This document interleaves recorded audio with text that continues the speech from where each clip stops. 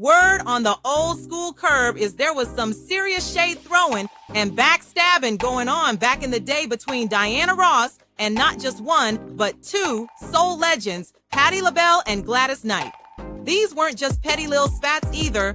We're talking about beefs that simmered for nearly 4 decades before things finally cooled off. But before we get into this, don't forget to like, share, subscribe, and tap that notification bell. Okay, so let's start with Ms. Patti and her long-standing feud with Ms. Diana Ross. In recent years, Patti kept it all the way real on Drink Champs and revealed that their beef wasn't some tiny misunderstanding. Nah, it had layers. So much so that Patti once said she wanted to, and I quote, pimp slap Diana Ross for doing her dirty. Back in the day, both groups, Patti LaBelle and the Bluebells, also known as the Group LaBelle, and the Supremes, performed together at venues like the Apollo.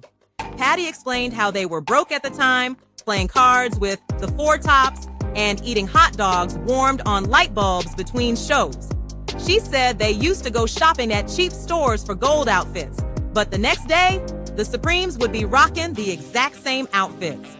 Patti said, they were biting my stuff, biting big. She added, we would go to Walgreens or one of those cheap stores and buy gold outfits, and the next day, the Supremes had on the same gold things, so they were biting our stuff. And then there's the now infamous quote from Patti, where she straight up said there was a time she wanted to pimp slap Diana Ross for allegedly copying her group's style. Yep, Patti said Diana would look into their dressing room to see their outfits and then have the Supremes wear the same thing, making it look like LaBelle was copying them. Diana Ross. Oh, that little heifer would come in there and see what we were wearing. And they would go out and find the same outfit. I think we got them from Woolworths. I don't know where we got these stretch gold lame suits.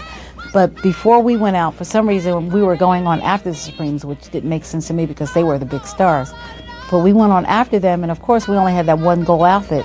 And they had worn theirs already, so it looked like we were copying off of them. I wanted to pimp slap her, because it was like, why would you go out in something that we're going to wear and that's the only outfit we have?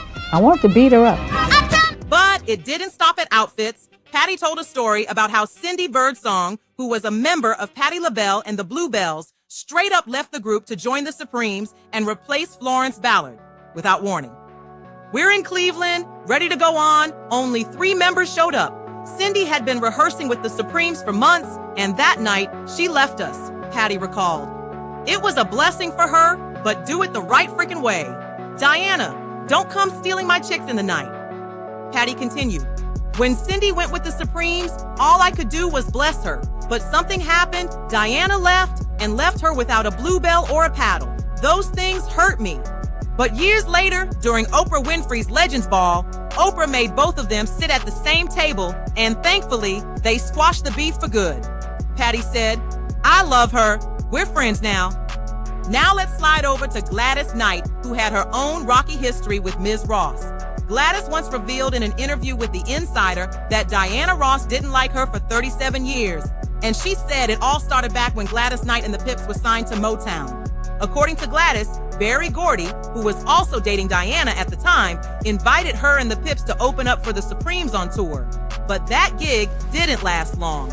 Gladys explained, we got a call from Mr. Gordy saying, well, I hear you're spoiling my act. And I replied, well, Mr. Gordy, that's not what we're about. We're just doing our show. The next thing she knew, Gordy told them to pack it up and head home. He said, well, I think you guys should just come on back home tomorrow. So we went back home, and that was the name of that game. When asked directly if Diana was mean to her, Gladys replied, well, I'm not a liar. I know that she wasn't the happiest with me. Let me put it like that. Now that's classy shade if we've ever heard it. But like Patti, Gladys eventually let bygones be bygones. By 2005, the two legends had buried the hatchet, and today, it's all love. So was Diana Ross just being super petty, or was she simply a fierce competitor who rubbed some of her peers the wrong way? Truth is, Diana's competitive drive helped shape her into the icon she is today, but it may have cost her a few friendships along the way. Either way, we're glad all 3 queens, Diana, Patti, and Gladys, found peace. All right, fam, what y'all think about this nearly 40-year diva drama? Was Diana wrong for how she moved back then? Or did the game just come with that kind of pressure? Drop your thoughts in the comments, give us a thumbs up, share this with somebody who loves soul music, and make sure you tap that notification bell. Thanks for watching I Love Old School Music. Old school news with a new point.